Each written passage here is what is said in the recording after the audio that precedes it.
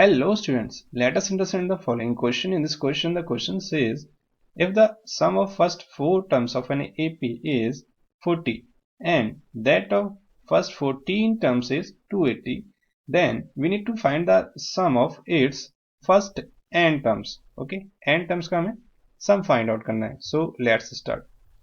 First of all, write on the given information.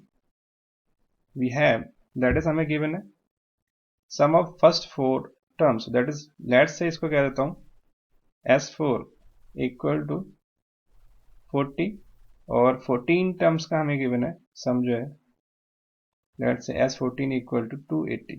Okay, now let's move on solution part.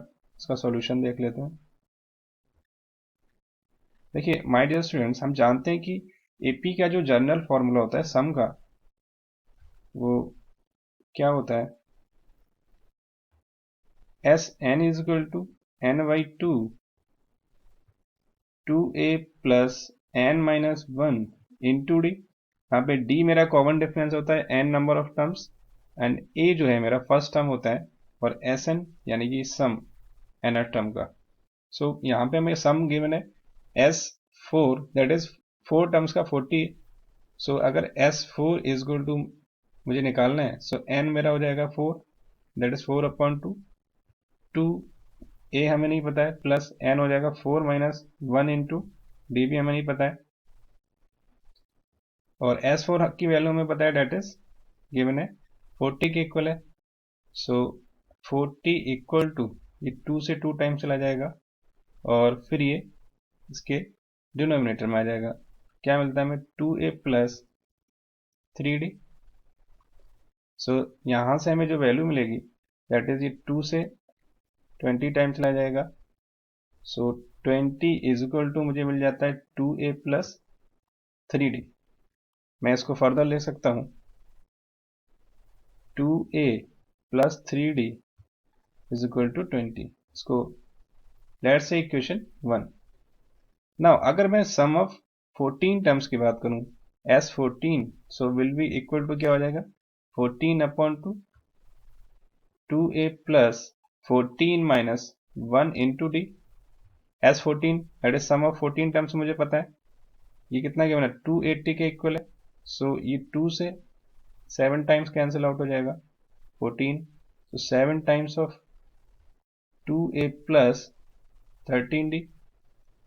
So it will be equal to 7 से ये 40 time चला जाएगा. So finally मैं लिख सकता हूँ यहाँ से 2a plus 13d equal to 40 और इसको लेट से equation 2.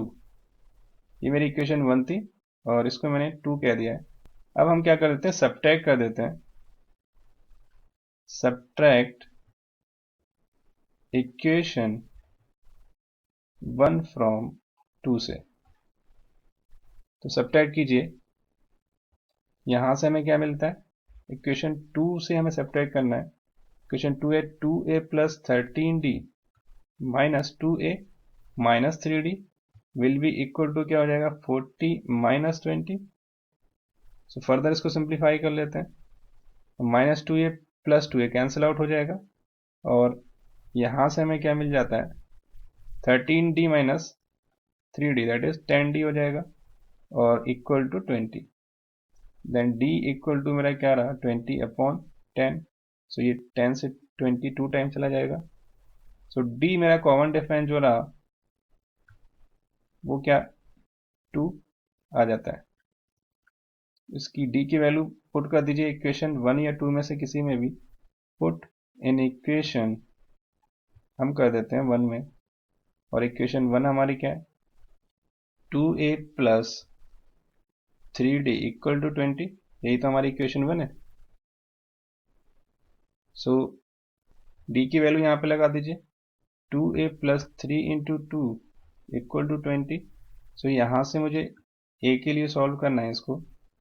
So 2a will be equal to 20 और माइनस का ये 3 इंटू 2 6 हो जाएगा.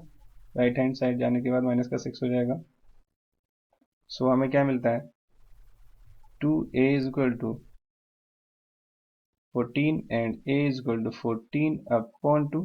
और 2 से ये 7 टाइम चला जाएगा। सो ए जो है मेरा क्या रहा, 7। ठीक है, ए की वैल्यू मेरी आ जाती है 7। सो मुझे ए भी मिल गया और डी भी मिल गया, यानी कॉमन डिफरेंस। सो हमें फाइंड आउट करना है sum of nth term. Okay, so it will be equal to S n is equal to n by 2 2a plus n minus 1 into d से। सो वैल्यू लगा दीजिए, n मेरा रहेगा n by n, तो n ही रहेगा, nth term की बात हो रही है। 2 इंटू ए मेरा कितना है 7 प्लस n माइनस 1, और d की वैल्यू मेरी कितनी आ रही है यहाँ से 2 आ रही है, और इंटू 2। फर्दर इसको सिंप्लीफाई कर लेते हैं। सो देखिए यहाँ से मैं 2 कॉमन ले सकता हूँ, तो n बाई 2 और इंटू 2, अंदर मुझे क्या मिलेगा 7 प्लस n माइनस 1, ये 2 से ये 2 कैंसिल आउट। सो मुझे क्या मिल जाता है, जो सम आ जाता है that is n into n plus 6, 7 minus 1 6। Okay, so यही हमारा रिक्वायर्ड था। सो फाइनली हम लिख लेते हैं sum of first n terms is n into n plus 6। Okay, यही हमारा फाइनल आंसर हो जाएगा। So I hope you have understood the question. Thank you.